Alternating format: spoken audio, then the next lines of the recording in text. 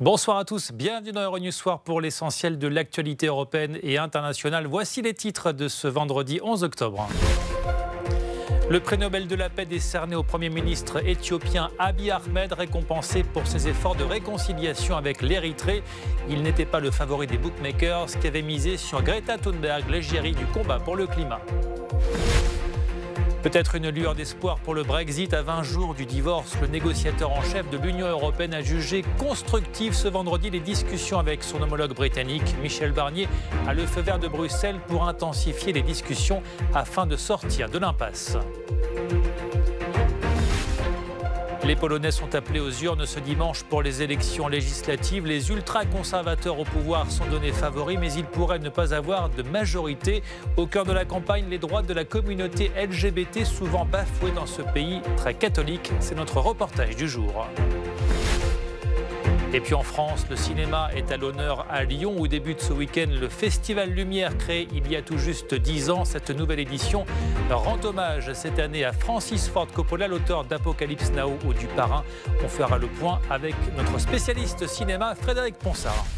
Bienvenue, on connaît donc depuis ce matin le lauréat du prestigieux Nobel de la paix. L'Académie suédoise a donc choisi de récompenser le Premier ministre éthiopien Abiy Ahmed, lequel a œuvré pour la réconciliation avec l'Érythrée, deux pays voisins de l'Est africain en conflit depuis près de 20 ans. Le point avec Maxime Weiss. Une main tendue, celle du Premier ministre éthiopien à son homologue érythréen. C'est à l'espoir d'une réconciliation entre ces deux pays ennemis héréditaires que le comité du Nobel a souhaité rendre hommage cette année. À 43 ans, Abiy Ahmed, le Premier ministre éthiopien, devient le nouveau prix Nobel de la paix.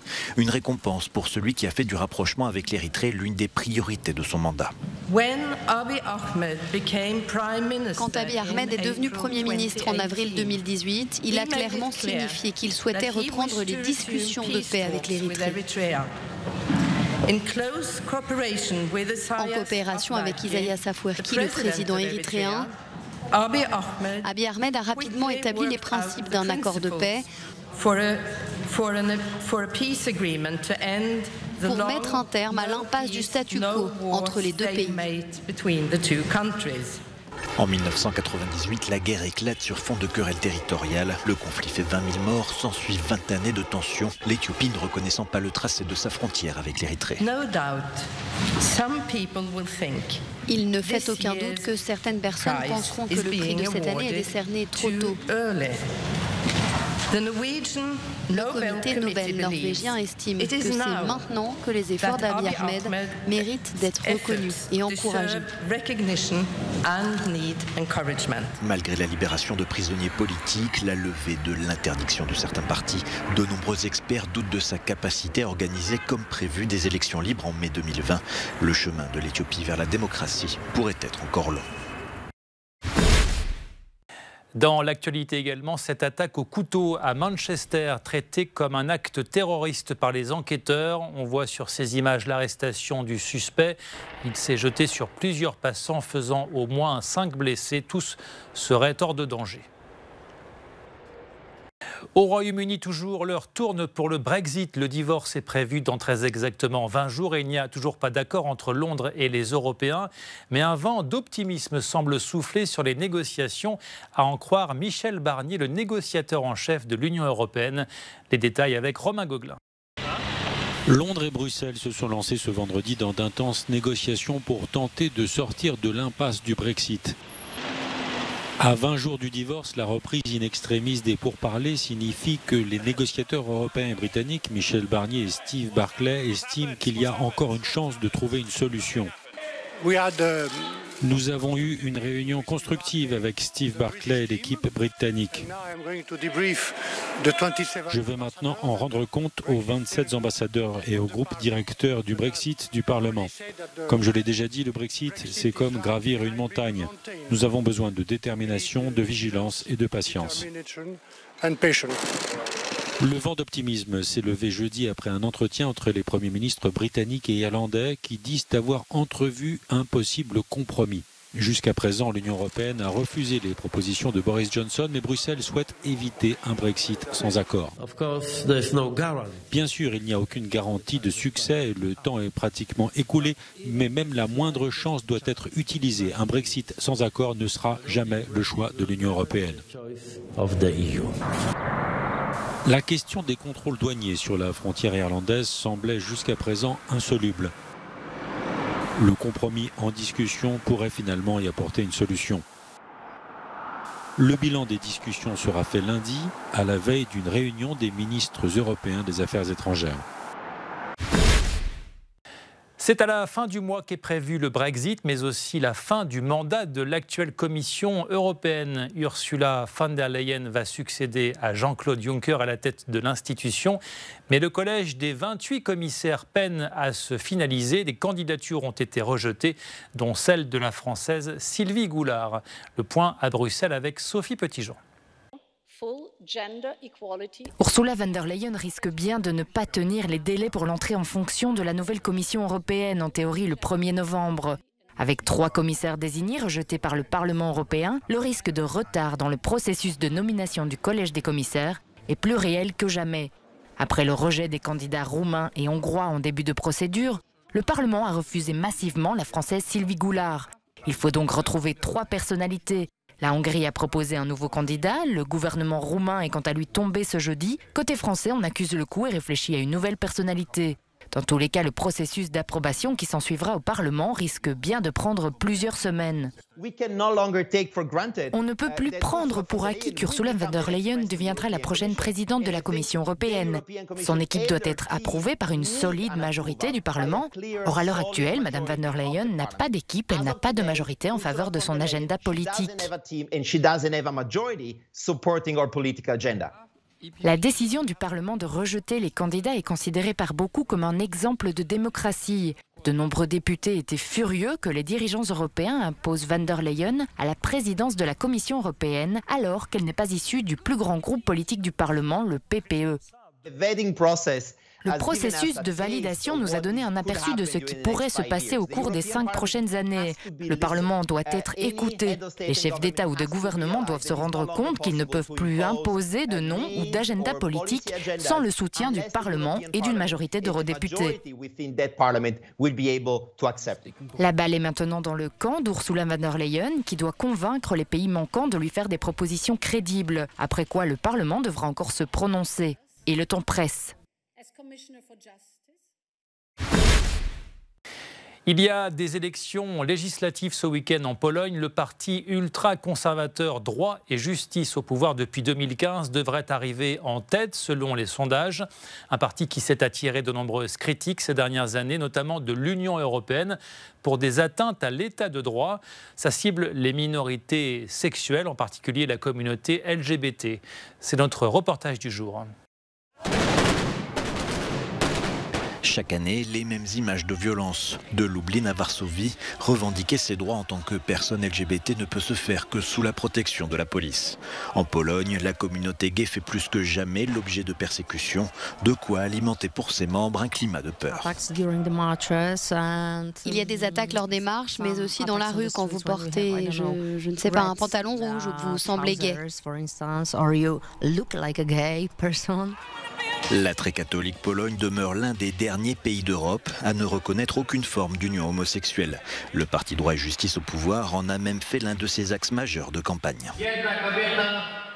La famille, c'est une femme, un homme et leur enfant dans une relation stable.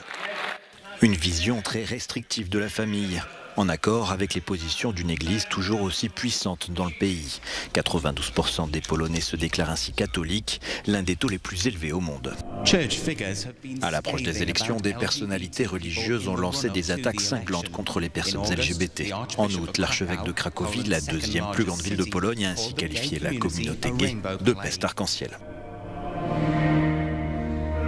Jaroslaw Kaczynski s'est félicité de ses propos, et bien que le principe de séparation entre l'Église et l'État soit inscrit dans la Constitution, en Pologne, prêtres et politiques marchent souvent main dans la main.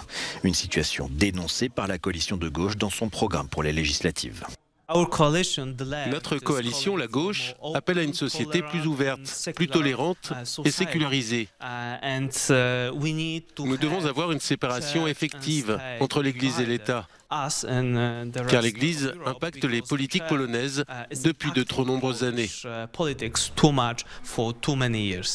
Une position très minoritaire en Pologne. La coalition de gauche est créditée de 13% des voix dans les sondages, alors que le PIS, ouvertement homophobe, oscille entre 40 et 45% des intentions de vote. Selon une récente enquête d'opinion, pour les hommes polonais de moins de 40 ans, le mouvement LGBT est la plus grave menace pesant sur leur pays. Que s'est-il passé ailleurs dans le monde? Voici, comme chaque jour désormais, un tour d'horizon de l'actualité vu par nos confrères des autres éditions linguistiques d'Euronews et en partie en version originale.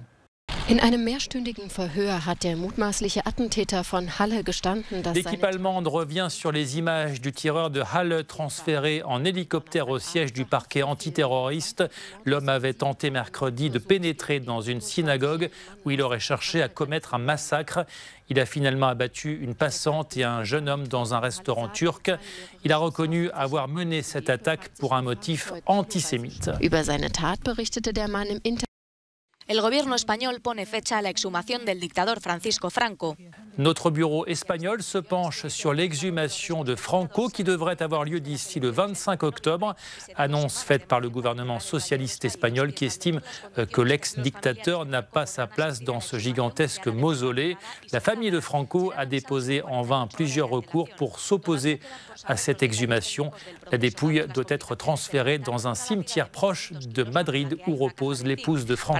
Los restos a Mingo Rubio al cementerio del Pardo a 50 kilómetros. В Москве на 86-м году жизни скончался космонавт Алексей Леонов. Nos confrères russes reviennent sur la mort à 85 ans du cosmonaute Alexei Leonov, le premier à avoir réalisé en 1965 une sortie dans l'espace d'une durée de 20 minutes et au cours de laquelle il a perdu 6 kilos.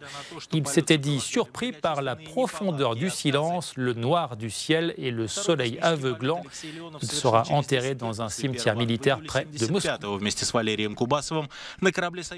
En tennis, les jeunes sont-ils en train de prendre le pouvoir? Novak Djokovic et Roger Federer ont été sortis du Masters de Shanghai par des étoiles montantes du circuit.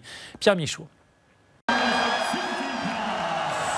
Les jeunes loups du tennis mondial ont les dents longues. Vendredi au Masters 1000 de Shanghai, ils n'ont fait qu'une bouchée de leurs glorieux aînés, Novak Djokovic et Roger Federer. Du haut de ses 21 printemps, Stefanos Tsitsipas a même impressionné le Serbe qui le voit déjà prêt à se mêler à la lutte pour la place de numéro 1 mondial en 2020. Cette même place que lui devra abandonner à Nadal dans quelques jours. Irrésistible la semaine passée à Tokyo, vainqueur du premier set de The Car, Djokovic semblait pourtant parti pour poursuivre sa route en Chine. Mais le Grec a su se réveiller et arracher une victoire de prestige. Prochain obstacle, Daniel Medvedev, 23 ans.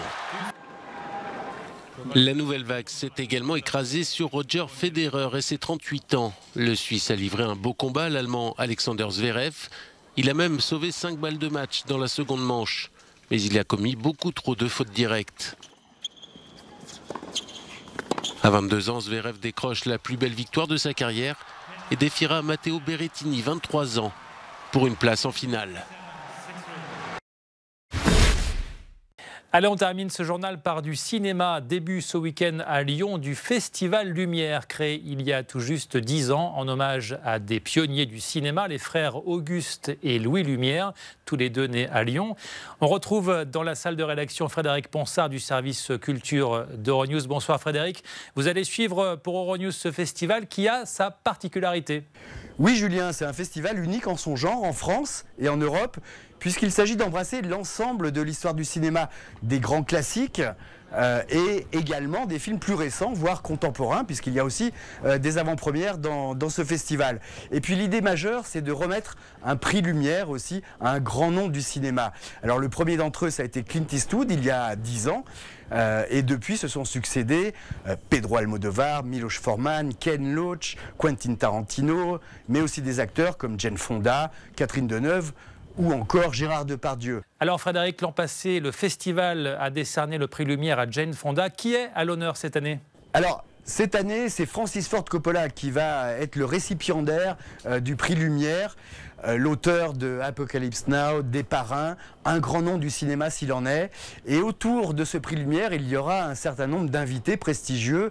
Il y aura Bong Joon-ho, on connaît peut-être pas véritablement bien ce nom en France, mais c'est celui qui a reçu la dernière Palme d'Or à Cannes pour Parasite. Il y aura aussi une légende du cinéma hollywoodien, Donald Sutherland. Et puis, il y aura des gens comme Ken Loach, il y aura aussi Martin Scorsese qui viendra présenter en avant-première son nouveau film de Irishman qu'il a produit avec Netflix. Et puis il y aura des acteurs comme Daniel Auteuil pour la France, Gaël Garcia Bernal qui vient du Mexique, Marina Vladi aussi, une actrice franco-russe. Donc un certain nombre de gens comme ça qui vont venir faire des masterclass et présenter aussi les films qui ont compté dans leur carrière, qu'ils aient joué dedans ou non. Voilà, c'est la fin de ce journal. Merci de l'avoir suivi. Retrouvez toute l'actualité sur notre site internet. Restez sur Euronews pour d'autres informations. Très bonne soirée et bon week-end.